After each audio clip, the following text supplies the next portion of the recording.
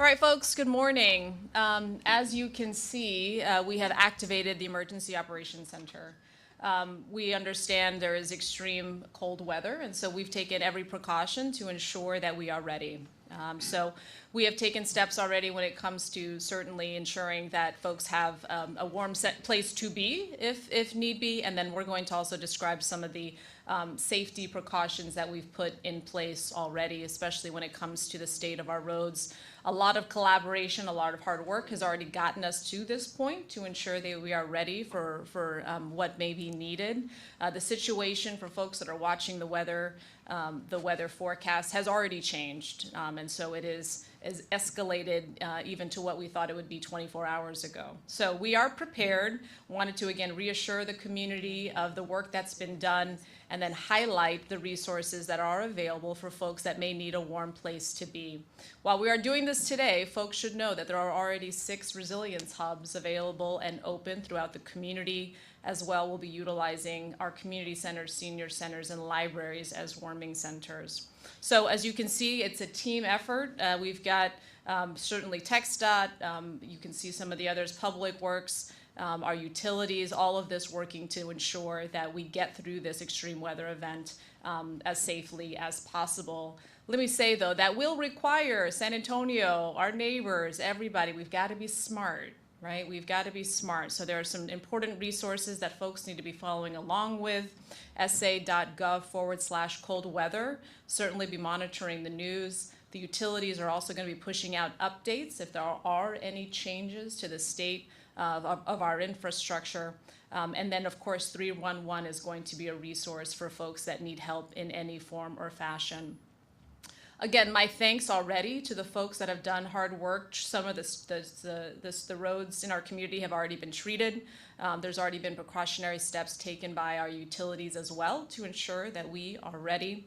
I'm going to turn it over here to City Manager Eric Walsh. You'll hear from our utility, and then you also hear from TxDOT about the specific steps that they are taking. Okay, but first and foremost, the best thing that we can do for our community is to make sure that we're being smart. So let me encourage folks, if you don't need to travel, over the next kind of 48 hours, please minimize that. Not only to be able to ensure that our first responders can respond to issues in the community, but as you'll hear in particular from TxDOT, there's going to be work that is ongoing as they treat these roads, right? So if we can minimize any impact to their operations, which are there designed to keep us safe, we will be in the best situation possible. Okay, so now you'll hear from City Manager Eric Walsh about some of the coordination and some of the resources available in the city. Thank you, Mayor, and I want to thank everybody for coming out this morning, including our partners. So just to add a little bit more information to some of the details that the Mayor laid out. As of this morning, there are a number of places where individuals can go to be warm. We do have 6 resilience centers that opened up this morning. They'll be open up through noon Monday. They are Copernicus Community Center, Southside Lions Community Center, Miller's Pond, Normoil, Gilbert Garza Community Center, and lastly, the Northeast Community Center. All of those resilience centers are available to the general public, and please utilize them if you feel like you're in a position where you need that additional help. They're there to be able to provide that assistance for you. And again, those facilities opened up this morning and will be open up through noon on Monday. If you need transportation to any of those locations, you can call 311, and 311 will coordinate free of charge transportation with VIA for you. The second area for folks that need to be brought in from the weather for our unhoused and vulnerable population, we have 2 centers that opened up this morning that are City, Bodie, and Tobin Community Centers. There are additional partners that we're working with, Corazon Ministries, Cub, the Catholic Worker House, and I'm going to have to put on my glasses, sorry, New Direction Church. Those partners are key 24 hours a day, 365 days a year, and in times like now, they're critical, and they additionally have opened up space for the unhoused. We have a capacity for just under 500 individuals that are in need of those services. Our outreach workers have began several days ago, the outreach, and will continue as we go through the weekend to be able to provide folks that assistance. Those facilities opened up at 8 a.m. this morning, and they'll be open up through noon on Tuesday. And then lastly, I want to reiterate VIA, and John Gary, thank you for being here this morning. VIA will be providing fare-free bus during the period. They're also providing, I want to reemphasize that if you need transportation to one of the resilience centers, call 311 and we'll coordinate with VIA to get you there through the TransLink free of charge. There are a number of department heads up here that are available, but I wanted to point out a couple of things. Jesus signs with the airport. Please, if you are scheduled to have a flight out of San Antonio, check with your airlines. There are a number of airlines that have already canceled flights out of San Antonio. That will likely continue over the weekend, so please make sure that you pay attention to any notifications made by the airlines. The airlines will ultimately make that call around cancellations. The San Antonio Police Department and San Antonio Fire Department are fully staffed and prepared, and will be coordinating with TxDOT. As TxDOT, you'll hear from Charles here in a second, we'll be continuing to monitor the freeway system and the overpasses, and we're closely coordinating with them so that if we have any sort of ice in those areas, then that part of the highway obviously will be closed, and we are on standby. So with that high level, I'm going to turn it over to Rudy Garza to kind of give you an update from a CPS perspective, and then we'll hear from Charles Benavides with TxDOT. Rudy? Thank you, Eric, and thank you for your leadership, Mayor. I know there's always a lot of anxiety from going back to Winter Storm Uri when events like this happen. Let me just reiterate to our community, CPS Energy is prepared. We've been working all week to make sure we understand what the forecast looks like. Looks like, tonight, 6 o'clock till tomorrow, 9 a.m.-ish. Is kind of the period where we're paying attention to the potential for ice accumulation. But our power plants are running. There's plenty of power in the ERCOT market, so plenty of generation to keep the lights on. If you have an outage, the likelihood is it will be a localized outage due to wind or something that caused it. Please don't assume it's a broader issue. If there's an issue on the ERCOT system, we will be clear in our communication about that, but we are not expecting anything other than a little bit of cold, and we're prepared to do our jobs. Our linemen coming over here, our linemen are out in the street right now, reacting to the things that are happening in our system. If you have any issues with CPS Energy that you need to call in on, I would encourage you 210-353-2222. Our energy advisors will be taking calls throughout the weekend. I would also encourage anyone who's a gas customer. Generally, most people aren't paying attention to their gas service, but in periods like this, gas usage goes up and you might smell gas in and around your home. If you smell gas either inside your home or outside your home, please call our number, again, 210-353-2222, and we will send a gas troubleman out to check you out and make sure you're safe. So we appreciate all our customers' support during times like this. We're ready to do our jobs over the next few days, and if our linemen and our crews are in your neighborhood, please let them do their jobs, and we'll get you back on if you're having a problem. So thank you, and we'll get through the next 3 days well. So I'm expecting good performance out of CPS Energy over the next few days. Thank you. Charles? Thank you, Eric. Thank you, Mayor, again, for your leadership. So good morning, and thank you, everyone, for being here. As we continue into the weekend with the potential for winter weather and icy conditions, TxDOT is prepared and actively responding. We prepare for this every year, so we review staff, we check equipment, we ensure that we have all the materials needed to keep our roadways as safe as possible. So right now, more than 300 crew members in the San Antonio district are working around the clock to pre-treat roads and monitor conditions. Their work is essential to keeping critical routes open and passable for emergency responders and essential workers who must be out during this severe weather. Pre-treatment operations began on Thursday and will continue throughout the weekend. At the start of this event, we had almost 800,000 gallons of brine on hand, and we will continue to produce more as needed. We work closely with other state agencies to track the forecast. When winter precipitation is expected, we apply brine. It's a saltwater mixture that helps prevent ice from bonding to the roadway.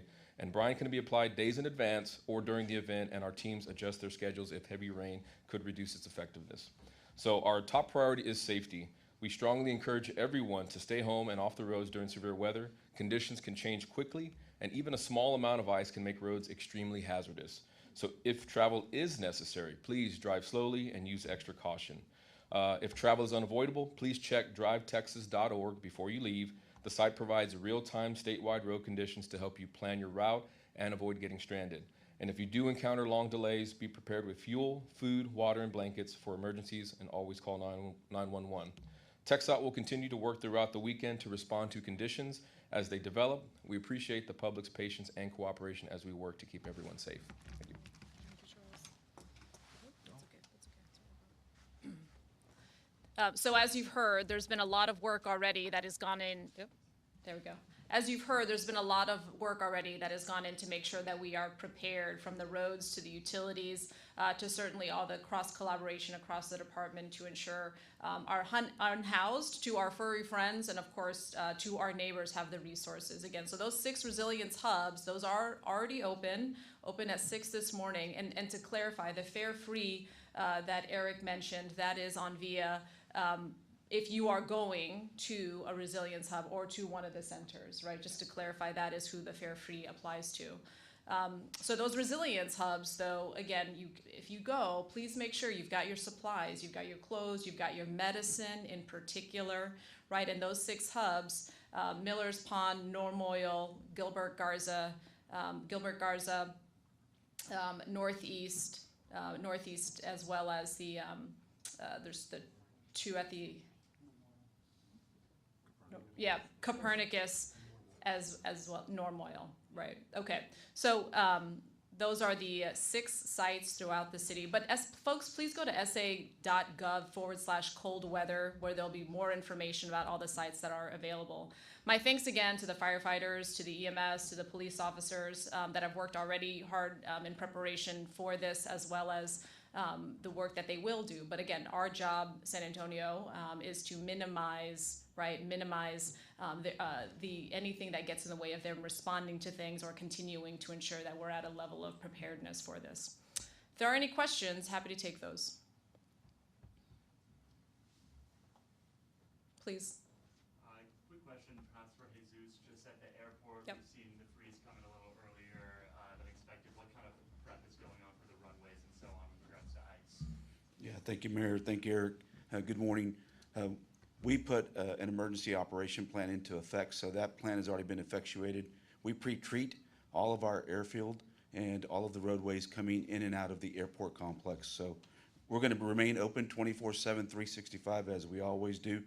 We can't encourage people enough to please stay in contact with your preferred carrier to ensure that you're looking at the number of cancellations and delays that are happening. So we also encourage people to arrive early, as early as possible.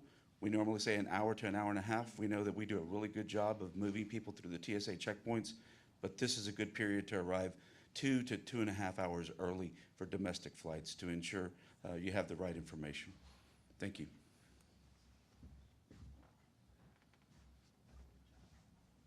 Sir. For the fire chief, Yep. what can people do to stay safe at home, space heaters and such?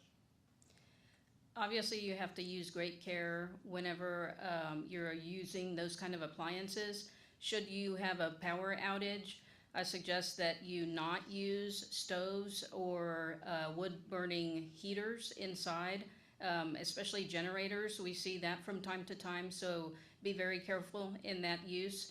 We've also had 2 fires related to space heaters. So use care and keep those approximately 3 feet away from anything flammable. This is for Chief McManus. Are you able to say how many officers or units are right now making sure No, not exactly. We don't give those numbers out for security reasons, but we have every area that is liable to freeze over.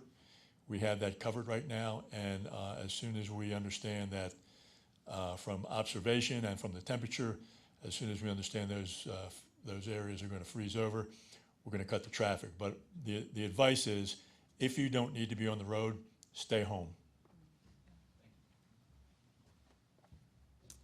Let me reiterate, the 311 is going to be a really important resource, especially when it comes to coordinating travel for those that may need it. 311 is from 7 to 11 p.m. After 11 p.m., folks will have to utilize the non-emergency SAPD number. And just because I want to make sure there's full clarity on the 6 resilience center, my apologies earlier for stumbling on that. The 6 centers are Copernicus Community Center, Southside Lions Senior Center, Miller's Pond Community Center, Normoyle Community Center, Gilbert Garza Community Center, and the Northeast Community Center. Okay. Just because we are, let's just say, living in a different time, right, based on the session that we had on Thursday. If folks need to come to a resilience hub or if they need to come to a warming center, they just show up. Okay, they just show up, and we take care of our neighbors. Okay, any further questions? Are pets allowed at the resilience? Pets are allowed. Thank you for asking that. Pets are allowed at the Resilience Center. They are also allowed at the Warming Center. I think we also do have several dozen still dog homes available, dog houses. Very grammatically incorrect, but dog houses available for folks if they need that. So please call 311.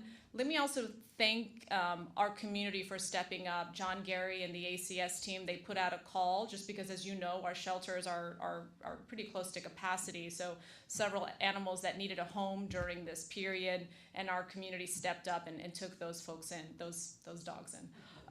Folks in my house, but and took those dogs in. So thank you for doing that. And again, if you need additional, the dog houses, those are still available. And ACS team, they are doing that street monitoring. So please, once it gets to a certain temperature, make sure that our furry friends are inside.